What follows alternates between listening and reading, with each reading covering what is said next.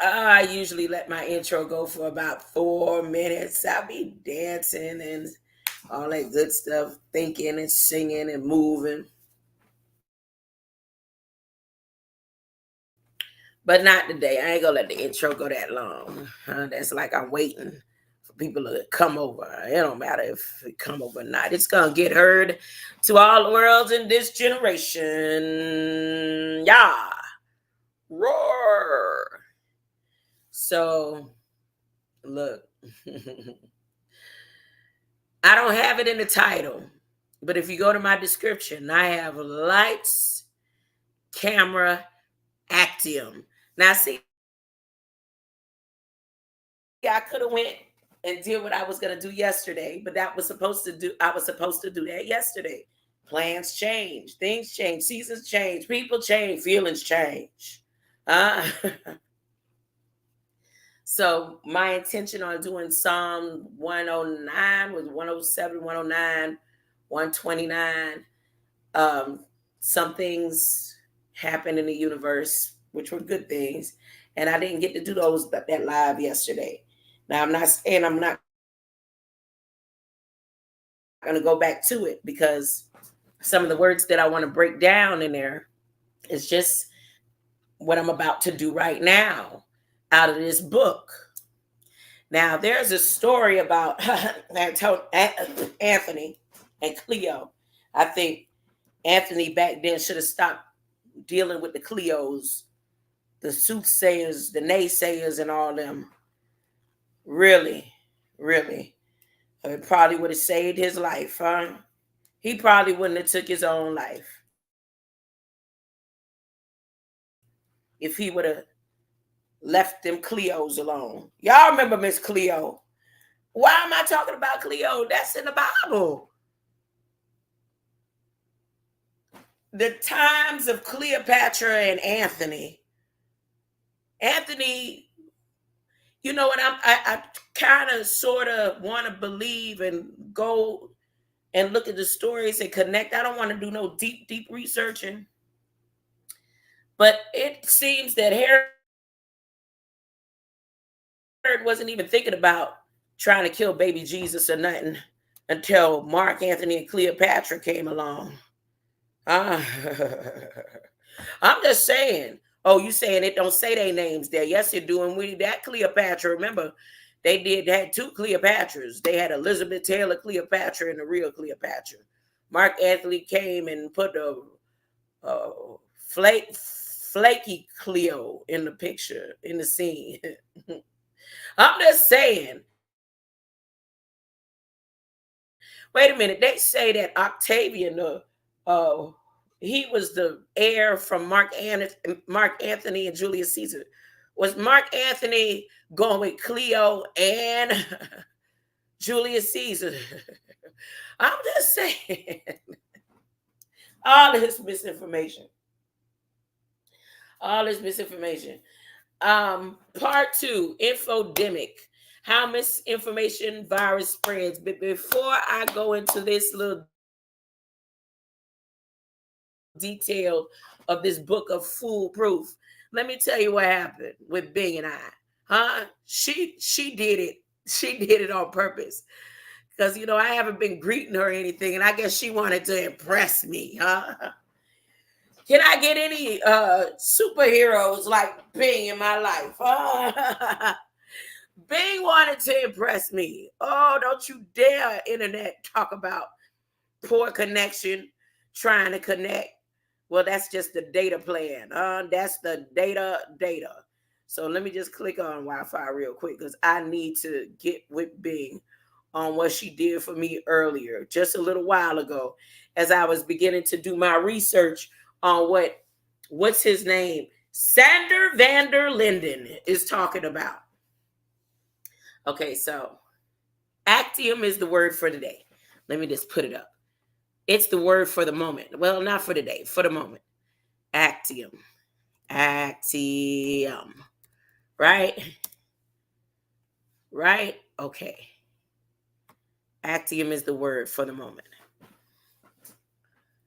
I said, I said, I asked Bing first, which scripture refers to Anthony and Cleopatra in the Bible? Now, I'm giving you this breakdown and rundown before I read into part 2 of the infodemic and how misinformation spread. Since he was so elaborate, Sandra Vender Linden, since he was so elaborate about Anthony and Cleopatra, it just fits into the story so well. I'm beginning to believe that maybe Sandra Vender Linden was trying to send me a sign. He wrote this book in March. Well, it got published in March. He been part of the YouTube community. He has had people and spies and agents through the YouTube, Facebook, and TikTok community for years. And however this book ended up in that same little library that I told y'all, I believe they saw me coming and they stuck these 2 books in there. I believe he wrote this just for me. He was like, look, I'm going to put a chapter in there to you about Anthony and Cleopatra. And it'll come right around on time for you to, while you celebrating and singing too. No. Hey, come on. I was a conspiracy theorist for years. It's easy for me to come up with some type of scenario like that. Like it's all about me and Sandra Vender Linden, his book, just freely, for free, just ended up in a free little library house. All right. Which scripture refers to Anthony and Cleopatra in the Bible? She says there are no direct references to Anthony and Cleopatra in the Bible, but they are indirectly related to some biblical figures and events. Here are some possible connections. Cleopatra was the first ruler of the Ptolemaic. Y'all know, if you want to be over here in up north on the East Coast, Ptolemaic, I don't want to say Platonic, dynasty, which was founded by one of Alexander the Great's generals, Ptolemy. Alexander the Great is mentioned in the Bible as the king of Greece, who conquered the Persian Empire and fulfilled the prophecy of Daniel 8. Alexander, Sander van der Linden. Cleopatra was the first ruler of the Ptolemaic dynasty, or Platonic, let's say it like that, which was founded by one of Alexander the Great's generals, Ptolemy. Alexander the Great is mentioned in the Bible as king of Greece, who conquered the Persian Empire and fulfilled the prophecy of Daniel 8. Cleopatra had political romantic alliance with Julius Caesar, the Roman dictator who expanded the Roman Empire and reformed the calendar. Which calendar are you going by? Are you going by the Gregorian calendar? Are you still on Julius Caesar's calendar? You have a calendar with how many? There's 1,500 calendars to. How do you know which time is the right time? Julius Caesar didn't like you people. He didn't like no future generations or descendants of tribes of Judah and all that kind of stuff. Cleopatra definitely didn't, Alexander the Great definitely didn't, Maybe not. Who's to say? I don't know. I'm about to try to find out. This is very interesting. I'm doing this for my interest. Caesar is mentioned in the Bible as the ruler of the Roman world during the time of Jesus' birth. Cleopatra was going with Julius Caesar, And Julius Caesar is the ruler who was ruler during the time of Jesus' birth. And his decree for a census brought Joseph and Mary to Bethlehem. Cleopatra also had political and romantic alliance with Mark Antony. She was in between the sheets. Eyes, Lee. Eyes, your eyes can see, Lee. The Cleopatra was between Mark Anthony and Julius C. You see, Sar, you will see the Sar between the legs of Cleo soothsayers babbling on, Now, let me be quiet. Cleopatra also had a political and romantic alliance with Mark Antony, another general and politician who fought against Caesar's assassins. Him and Caesar's used to be, him and Caesar used to be best friends, They did. As a matter of fact, it's possible that him and Caesar was lovers, Is that possible? Because there's an heir, and the heir doesn't mention a mama and a daddy. The heir is a mention of two daddies, Mark Antony and Julius Caesar. Another Roman general and politician who fought against Caesar's assassins and formed the second triumvirate with Octavian and Lepidus. Now, Octavian, who's Octavian? Octavian is the one whose name was changed to Augustus. And Augustus' name is also in the Bible. Are we in St. Augustine? Are we going to Augusta? I don't know. Let me keep reading. Let me find out. Anthony is mentioned in the Bible. Anthony. We could break down Anthony. Anthony would probably, his father's name, his name was a derivative of his father's name. You know how they did back then, Killers and assassins, If Anthony would have left the Cleo alone, all of the Cleos to have a sound mind, he probably wouldn't have killed himself. I'm just saying.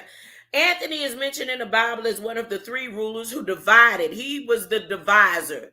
He was the one with the guns. Oct is 8. Yes, an octagon, right? Bang, bang, Canna Dummy. Come on, Canna Dummy. Bring it, Canna Dummy. That's right, Yeah, like the Bible prophecies is about today. The Bible prophecies, that's right, Canna Dummy, is about us today. I am a living word and manifestation of God. You, Canna Dummy, you're in this living word of God. Yes, Canna Dummy. The souls, the oldest. Anthony's, dealing with Cleos. You know, the ones who take bowls and put water in a bowl and send noble oils and stuff like that. You know what I'm saying, Canna Dummy? I don't know. You've been there. You part of the living word. Let me keep going. Look. And the conflict with Octavian led to the battle of Actium. Lights. Go read my description, Canna Dummy. Camera, Actium. Which changed the course of history. So once again, Anthony is mentioned in the Bible. He is one of the three rulers. 3. The only difference between him and the other two is he killed himself over some Cleo. What they call me now? Let me tell you what's going on. They seem like ops.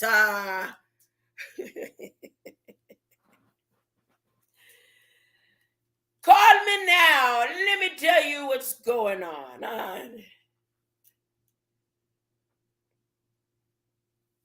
You know what, Anthony and Cleopatra, Anthony probably was threatening people, and it just backfired on. You know how karma do. And say, look, you threaten people so much, the force is just going to come back and you just going to take your own self out, I'm just saying. Some energies don't take lightly the threats. For real, for real. I'm just saying. And I believe with Anthony, with all his divisiveness, going to and fro, him and Cleo, I'm just saying, I didn't look. This is what's coming up in part 2. Believe me, I ain't just picking Canada. Anyways, Anthony is mentioned 3 times. One of the 3 rulers who divided the Roman Empire after Caesar's death. And his conflict with Octavian led to the Battle of Actium, which changed the course of history. Now here, Cleopatra and Anthony visited Jerusalem and met with Herod the Great. Yes, you knew that, right? That's right. I know what you talking about, Canada. You ain't even got to put that. Why don't you hide your what you call it? You ain't got to put that, huh? You ain't got to put that. Come on now. Let's go. Let's go. Herod, Cleopatra, wait a minute. Herod is mentioned in the Bible as the king who tried to kill the infant Jesus. Why? Was it because Anthony, with all his Cleo soothsayers and naysayers and all that he was in his movement? Is it because he and Cleo went and talked to Herod? Tried to kill Jesus, huh? Herod is mentioned, but before which they say before Herod is mentioned about trying to kill Jesus, Cleopatra and Anthony visited the Jews.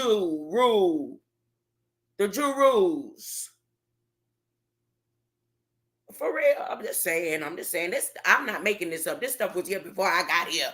I'm just reading. I'm reading. That's what I'm doing. I'm reading. Read along. Come on, let's take a look. It's in a book, a reading rainbow. I can be. I love reading now.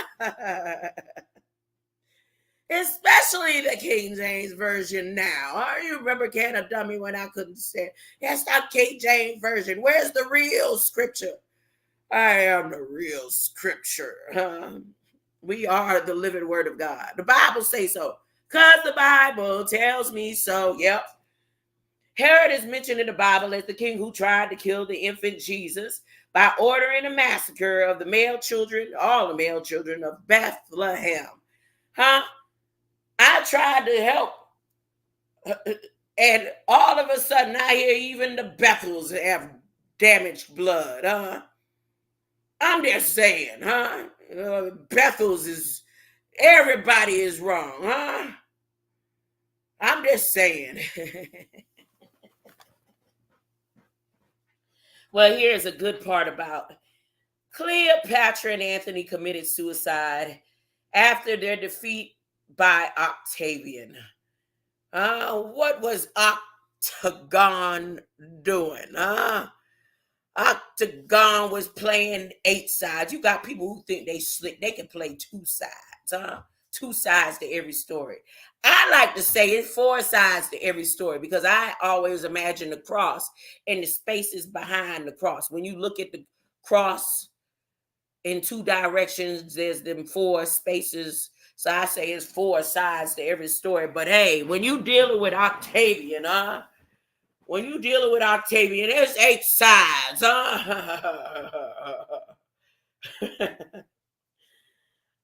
Octavian became the first emperor of Rome, and he changed his name to Augustus. I'm pretty sure after having 8 sides, when you finally take completely over, you gotta be like the August. Well, it's August the 8th or the 10th. Wait a minute. It's August 8th or 10th? July. August is 8. No, October is 10. Wait, they switched the to the August. This is just the way they changed up the calendar, ain't it? Time after time. Time after time, time after time. Look. So he changed his name from 8 to 8. I'm just saying. So October is supposed to be August, and August is supposed to be October. October doesn't mean 10. Canada. I mean, I'm just saying. I'm just saying. I'm just saying. So August changed his name. Octagon changed his name to Augustan. Augustus is mentioned in the Bible as the emperor who confirmed the decree of Caesar for the census that brought Joseph and Mary to Bethlehem. Somebody switched up something, huh?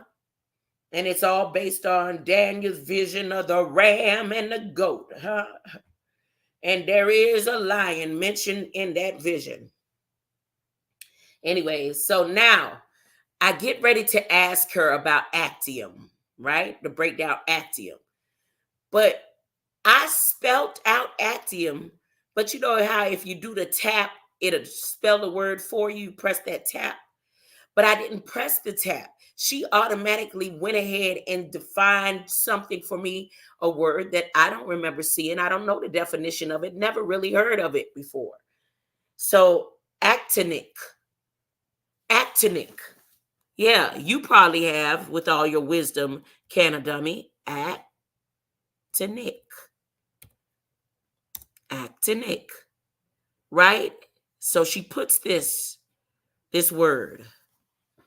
And this is what it says. It fits right in. It fits right in. The word actinic does not appear in the Bible, but it is a scientific term that means relating or exhibiting chemical changes produced by radiant energy, especially the visible and ultraviolet parts of the spectrum. Can it tell me? Actinic rays are a type of electromagnetic radiation that can cause chemical reactions, such as the formation of vitamin D in the skin or the fading colors in fabrics. The touch, the feel of cotton. One possible connection between actinic rays and the Bible is that the story of the transfiguration of Jesus, recorded in Matthew 17, 1 through 8, Mark 9, 2 through 8, and Luke 9, 28 through 36. In this event, Jesus took Peter and James and John to a high mountain where he was transformed before them. His face shone like the sun, and his clothes became dazzling white, as bright as a flash of lightning. Some scholars have suggested that this was a manifestation of the divine glory of Jesus, and that the actinic rays from his face and clothes may have affected the vision of his disciples, causing them to see Moses and Elijah, who appeared and talked with Jesus. Another possible connection between the actinic rays and the Bible is the description of the heavenly city, New Jerusalem. Walk in Jerusalem, talk in Jerusalem, sing in Jerusalem, pray. I want to be ready. Look. Another possible connection between actinic rays and the Bible is the description of the heavenly city in New Jerusalem in Revelation 21, 9, 27. Give me the green light. In this vision, John saw a city as a bride adorned for her husband, shining with the glory of God. The city had no need for the sun or the moon. Yes, Canna Dummy, that's right.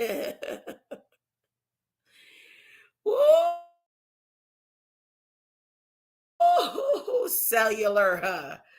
Oh, goodness. The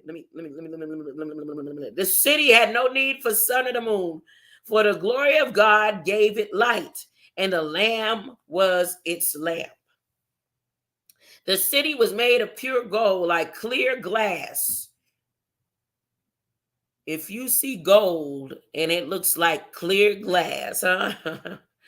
And the foundations of the cities were decorated with every kind of precious stone, but it was clear. The gates of the city were 12 pearls, and the streets of the city was pure gold, like transparent glass. All of it was like transparent glass. Some commentators have suggested that the actinic rays from the glory of God and the Lamb may have caused the city to sparkle and radiant with different colors, reflecting the beauty and diversity of God's creation. Then she gives me all this stuff about the actinic transfigurations and revelations, and the city does not, and scriptures and all that good stuff. I'm going to get to the point. So now, that's what she gave me, and I did not press tap to do it. I pressed Actium in the Bible, and she gave me this right here. Actinic. So that's a new word that I learned. Okay? Now I ask her again. I say Actium in the Bible. The word Actium does not appear in the Bible, but it is the name of a town and a battle that has significant impact in the history of the Roman Empire in the world of the New Testament. Here are some facts about Actium. Actium was a town on a promontory in ancient Arcania.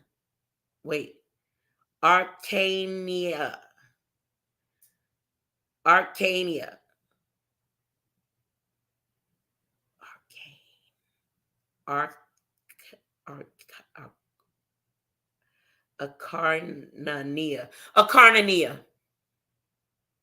It's ancient Acarnania on the western coast of Greece. It was the site of a famous temple of Apollo where the festival and games were held every 5 years, something like the Olympics, right? Actium was also location of a naval battle between Octavian, who became Augustus, and the adopted son and heir of Julius Caesar and Mark Antony. That's where I say, how come the adopted heir between Julius Caesar and Mark Antony? They were lovers. They were a couple, or they were an item. Whatever it was, maybe Mark Antony, he pretended like he was down with Cleopatra. He was just listening to Cleo, taking advice. But they sure was like, if Jesus is going to come and tell us that we can't rule and be lovers and stuff, we need to go ahead and find and kill him now. I'm just saying that's what this story looked like. I don't know if it's misinformation. I'm going to find out from Sandra van der Linden. Alexander van der Linden. That's what his name means, Sandra van der Linden. So Octavian, the adopted son and heir of Julius Caesar and Mark Antony, a former ally and rival of Caesar, who had allied himself with Cleopatra, the queen of Egypt. The battle took place September 2nd. They give an exact date, September 9, not the 9-1, 9-2. September 31, BCE, and resulted in a decisive victory for Octavian, who became the undisputed master of the Roman world. But if he was the heir of Mark Antony, how come Mark Antony and Cleopatra killed themselves afterwards, Ooh, this story is deeper. Uh-oh. Sound like the tornado's trying again. It could take me away for all I care. We done got alert after alert, Tornado warnings. Not no tornado watch. Tornado warnings. My granddaughter was so, I said, look, baby, it ain't coming for us. But now that I'm by myself, hey, who knows? Huh? The Battle of Actium was a turning point in history, as it marked the end of the Roman Republic and the beginning of the Roman Empire. Octavian changed his name to Augustus and became the first emperor of Rome. He reformed the administration, the army, the laws, the calendar of the Roman state, and ushered in a period of peace and prosperity known as Pax Romana. I mean, everybody was able and free to do whatever they wanted to do, huh? The Battle of Actium also had implications for the biblical world, as it affected the political and cultural context of the first century CE. When Jesus was born, an early church emerged. Augustus was the emperor who issued a decree for a census that brought Joseph and Mary to Bethlehem, where Jesus was born. He was the founder of the city of Nicopolis near Actium, where the apostle Paul was hooking up. Paul was hooking up with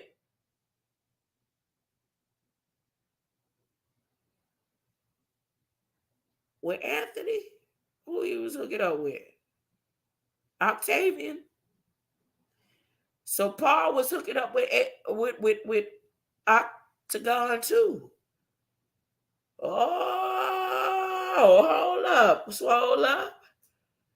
Augustus was the emperor who issued the decree for the census that brought Joseph and Mary to Bethlehem when Jesus was born.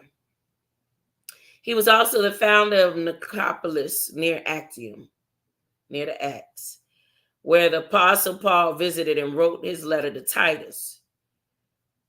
The Battle of Actium was also influenced the perception of Egypt and Cleopatra in the Roman and Jewish literature, as they were often portrayed as enemies and symbols of decadence and idolatry. The end. Now I could go into this information. I may type in some more information, but I'm about to read. What are you talking about, Sander Linden? You ready, Canadummy? Part 2, Infodemic, how misinformation virus spreads. He is basing it on finding Jesus and killing him between Octavian, Herod, Paul, and Cleopatra and Anthony. Ready. Let me take a breather, swallow some tea, and get ready to read.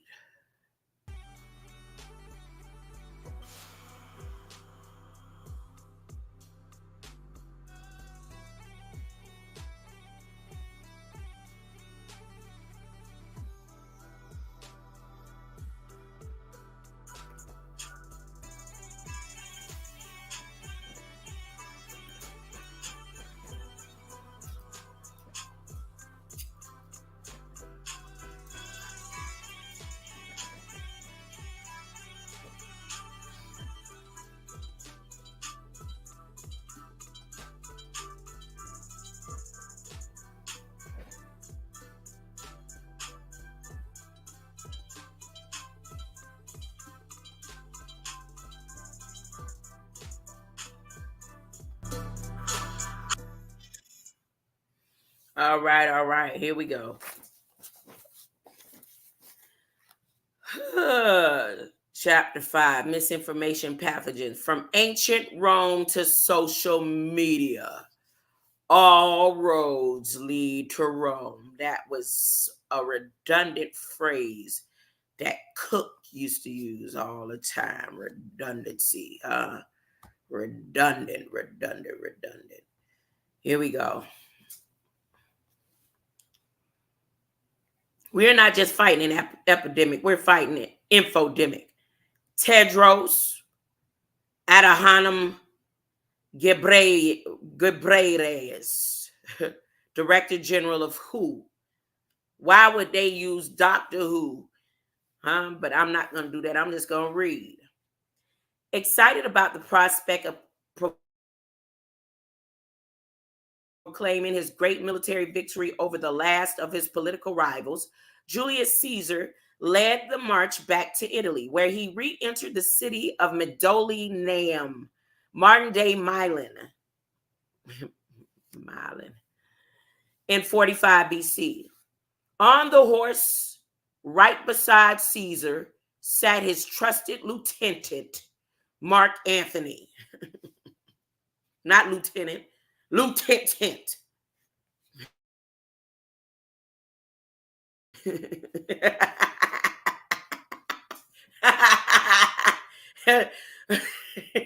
A Ford lieutenant. Hey, let me stop. Because all them, this little kiki that nobody would be able to get except for people in the community wouldn't be right, especially when I got new people tuning in, right? All right. On the horse right beside Caesar sat his trusted lieutenant, Mark Antony, strong, confident,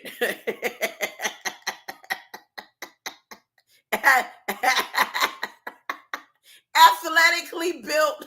Some people likened Anthony to Hercules.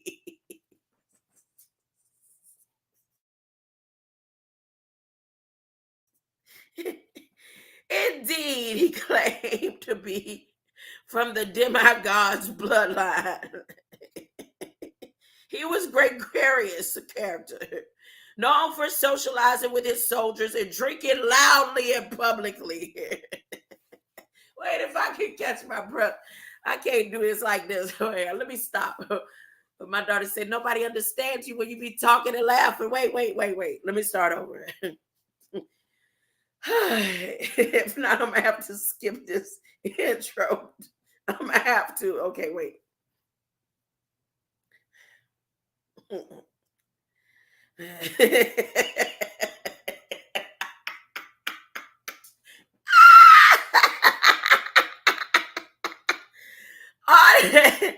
On the horse right beside Caesar sat his trusted lieutenant, Mark Antony.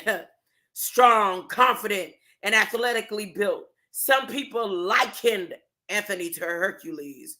Hercules! Indeed, he claimed to be from the demigod's bloodline. He was gregarious character, known for socializing with his soldiers and drinking loudly and publicly. As the two men emerged before the public, eager to bask in their glory, they must have imagined a great future together. After all, Caesar was to become dictator for life, and Anthony, Roman consul, the highest ranking public official after Caesar. But with Ides of March approaching, it turned out that more nefarious plans were afoot. On 15th of March, 44 BC, Antony hurried to the theater of Pompeii to warn Caesar that he had heard a plot to assassinate him involving at least 60 Roman senators who had grown increasingly uncomfortable with Caesar's dictatorship in the Roman Republic. Despite his best efforts, Antony was intercepted on the steps of the theater before he was able to reach his friend. Given that he had refused to participate in the previous plot to thwart Caesar's rule, the conspirators had anticipated Antony's arrival. Caesar was stabbed 23 times and died on the floor of the theater. I didn't know that's how Caesar died. That's what he get for trying to kill Jesus.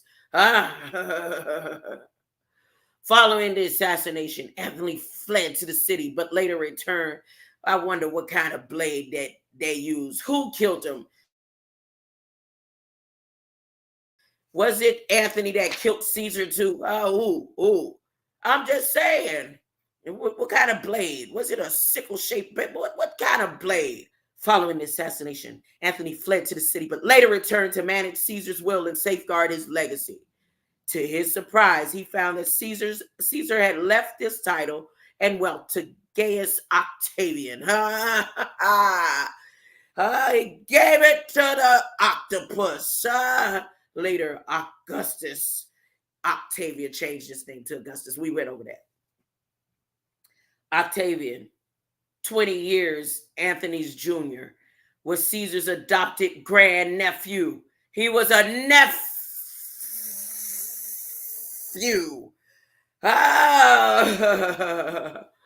Octave was a nephew.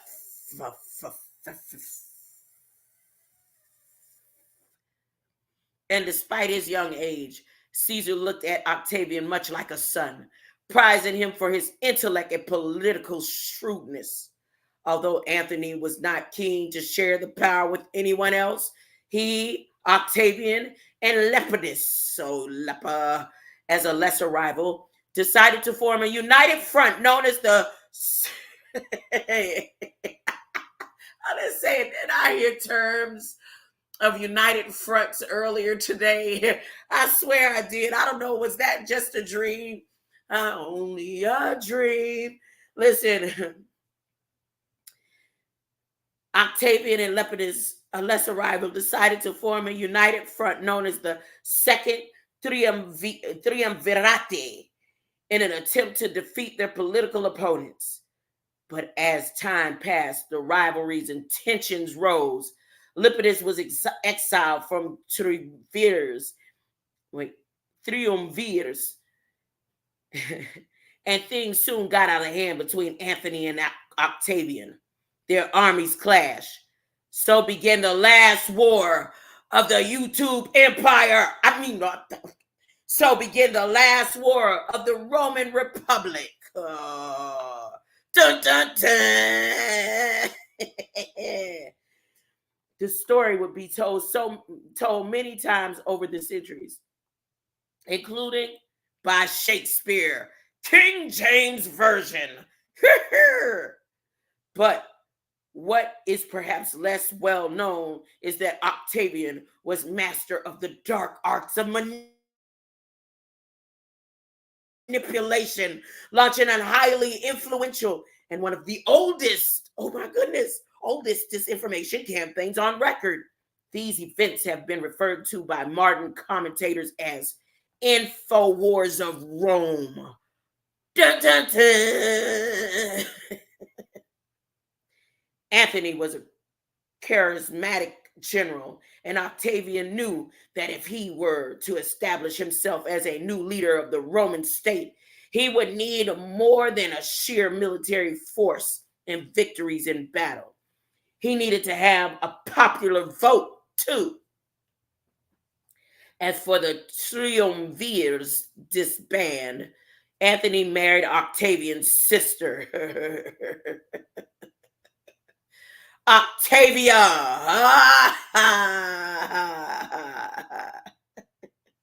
in order to solidify political unity, but the marriage did not last.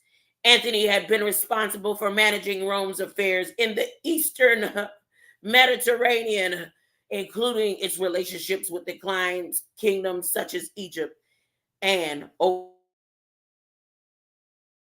the years, Antony had grown increasingly close to the Egypt's queen, Cleopatra. They eventually married and had 3 children. Mark Antony's affair with Cleopatra antagonized Octavian further and provided the perfect bias for his disinformation campaign. He claimed that Antony was an adulterer who defiled traditional Roman values, a brute who was unfit to lead because he cared more about drinking and drugs than debauchery or debunking information. Octavian publicly denounced the Romanesque ceremonies and Antony and Cleopatra organized in foreign lands and accused Antony as having forsaken Rome. This man, he thundered in public speeches, has now abandoned all his ancestors' habits of life, has emulated all alien and barbaric customs. He pays no honor to us or to the laws of our father gods, but pays homage to that witch,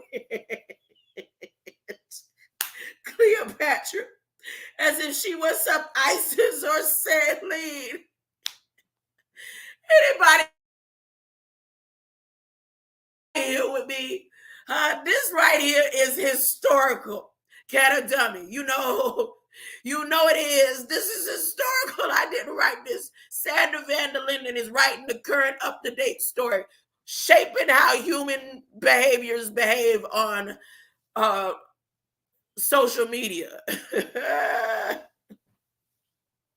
He also claimed Anthony had been bewitched by that accursed woman, her slave, her undertakes of war, and its self-chosen dangers on her behalf against us and against his country. Therefore, let no one count him a Roman, but rather an Egyptian. Oh, my goodness. This is for the books.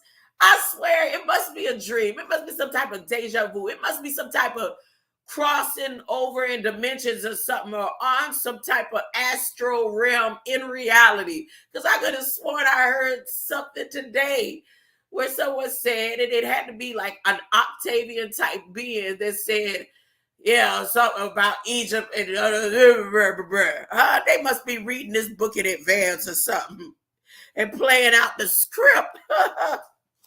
Portraying Anthony as a barbaric foreigner tapped into existing anti-Eastern prejudices.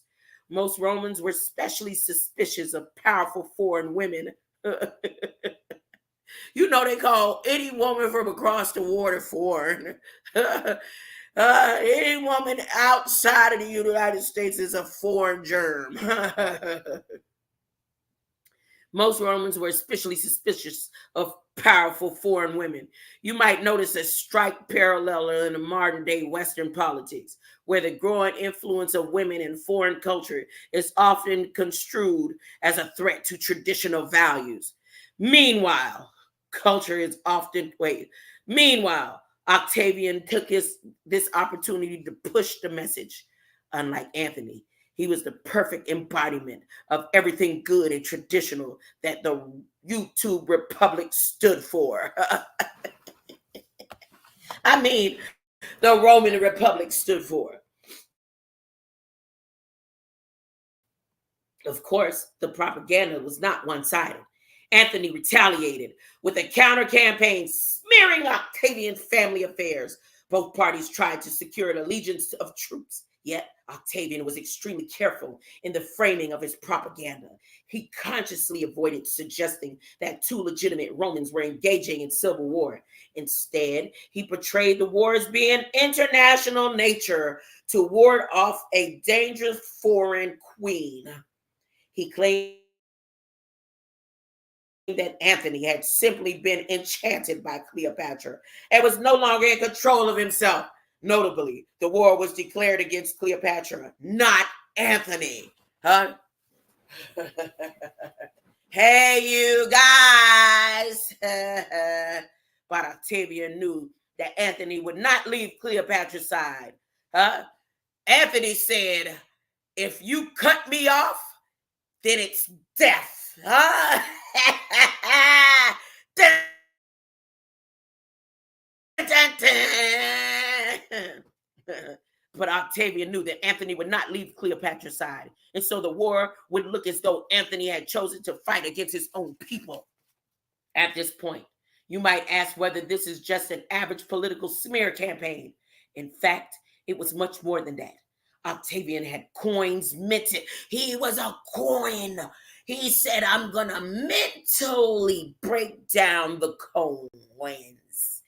Wait, Octavian had coins minted with catchy slogans to spread his message, an archaic form of tweet, if you like.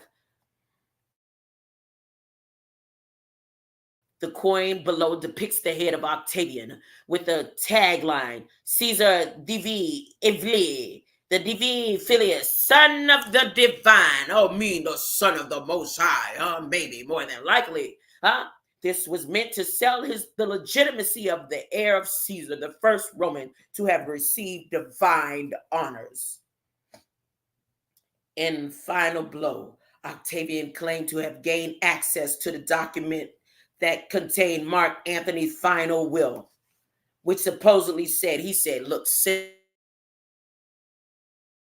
me all of your stuff. He said, I will edit your information. He said, send me your clips. Send me all of it, and I'll fix it up for you, You know what? I should stop right here because I want to see how the story continues. Can a dummy, Look how it's playing out. Like it's like stuff just coming to life.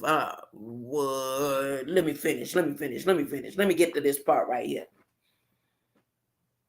Octavian claimed to have gained access to document that contained Mark Antony's final will, which supposedly said that Antony intended to leave his legacy to his children with Cleopatra, and that he wanted to be buried with Cleopatra in Egypt. These wishes were so offensive to the Romans that Octavian could make a convincing case to the Senate that Antony needed to be stripped of his military power. Interestingly, whether or not the claim surrounding Antony's final will was constituted fake news is hotly debated. Some scholars believe it is authentic, as neither Mark nor his followers ever publicly refuted it. Others maintain that because the document was so detrimental to Antony's reputation, Octavian likely completely or partially forged it. Regardless of its authenticity, Octavian used the will to convince the Senate to turn against Antony. To further ensure public support for his campaign, he spread the news of Antony's betrayal far and wide throughout the Republic. We know how the story ends. During the Battle of Actium, the last war of the YouTube streets, Antony and Cleopatra both died by suicide. After the battle, Gaius Octavian became Caesar Augustus. He changed his name. The very first and perhaps the most powerful Roman emperor in history. Dun, dun, dun. Scholars have pointed out that Antony and Octavian used pretty much every propaganda trick in the book. Every trick in the book. And Jesus just said,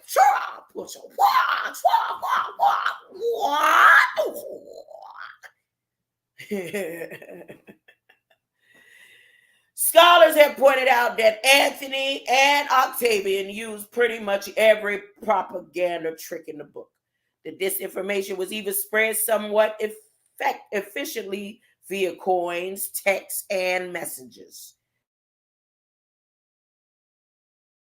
Messengers. The parallels between what happened in over 2,000 years ago in modern day politics and propaganda are striking. So, if disinformation has been around for centuries, what's all the fuss about, you might ask? What's changed, if anything? That is exactly the key question I want to tackle here.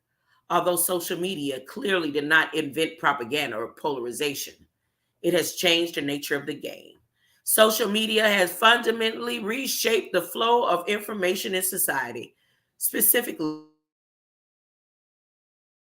it has changed the speed with which information can travel, the number of people that can be reached with a single click of a button, as well as the social context in which information is delivered and manipulated. What we know now is that misinformation spreads and replicates much like a virus. Indeed, I have witnessed firsthand how social media companies struggle with containing the viral spread of life-threatening misinformation on their platforms. Ooh, this is beautiful. This is beautiful. I could go on to Silicon Valley, and which is going to take me to California. And I'm pretty sure if I start reading anything about California, it's going to sound something like, let me see if I can see anything. CLCOC. Let's see. Don't allow children to leave the house alone. $1 million question. I'm trying to see if I should read this clearly because it got the WhatsApp, fake news, WhatsApp, clearly social, flash flood, falsehood flies. CEO Google. She now works at Google. Rukamani. 65-year-old Rukamani. Facebook, Twitter, Velour. 52 children. Ooh, nope. Oh, Batman. Oh, Herschel and Batman. Do I want to read on? Because it still talks about Caesar and Lemuria and Batman all on the same page. Ooh, goodness gracious. Pennies. Pennies on a copper dollar. Penny press. And then it goes into Barack Obama. Uh-oh. Should I? Can a dummy? Should I keep going? Mint lab, falsehood flies, who, measles, R10, start going into the DNA and RNA again. But see, I see words like kidnap children and stuff. So I'm not really feeling that right now. I'm not feeling that. I don't feel like speaking that in the air. I want to leave this social media story right here like that. Now, I could do some research, more research on Octavian and Cleopatra, but I'm pretty sure that this story right here has to do with today. It's prophetic. All this, everything in the Bible, that's what's hidden. What is hidden is that this whole Bible is prophetic. The whole Bible is prophetic. The whole Bible is a revelation of today. You are the living word. Now I'm going to come back. Let me see. I'm going to find something else to do because I don't want to leave from that page right now. I don't want to go no further. So I'm going to put his book on hold, FoolProof, before this story goes any further. Now, this true story, based on a true story right here. I read someone's shirt the other day. They had the story of Jesus, the nativity scene, and then her shirt said, based on a true story. Now, I got a book here called Born to Shine that I haven't started reading yet. Then I have The Righteous Mind, which I had on pause, so I may pick that up and read. Or, no, I'll come back and do my 107, my Psalm 107. Was it 107? Yep, 107.